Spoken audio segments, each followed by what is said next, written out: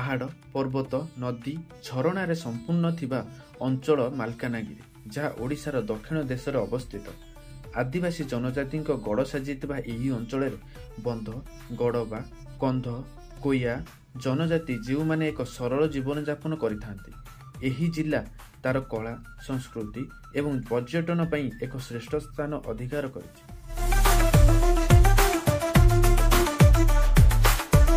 मालकानगिरी को माल्यवंत गिरी नाम वाल्मीकि तांको द्वारा रचित रामायण रे उल्लेख करिसंती। एहा सहित मध्य कुहा जाय पांडव माने मालकानगिरी जंगल रे किछि वर्ष बास करिथिबे बोली उल्लेख रहिछि।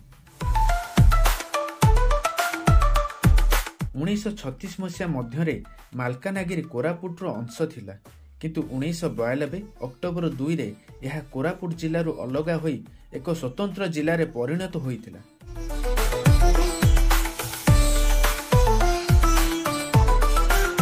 मालकानगिरी ओडिशार दक्षिणतम जिला थिबा बेले एहार पूर्व आंध्र प्रदेश, पश्चिम छत्तीसगढ़, उत्तर कोरापुट जिला समेत दक्षिण तेलंगाना राज्य अवस्थित।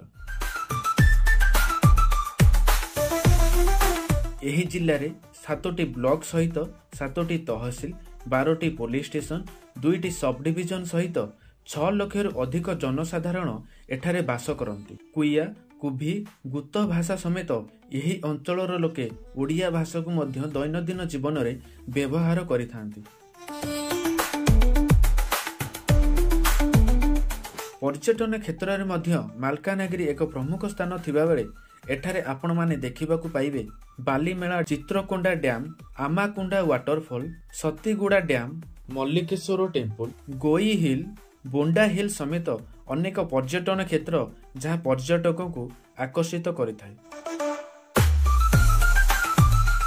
ए तो थिला मालकानगिरी जिला विषय रे किछि। जदि आपन को वीडियो भलो लागि थाय कमेंट करबिया सहित चैनल को सब्सक्राइब करियो को जमारे भूलिबे।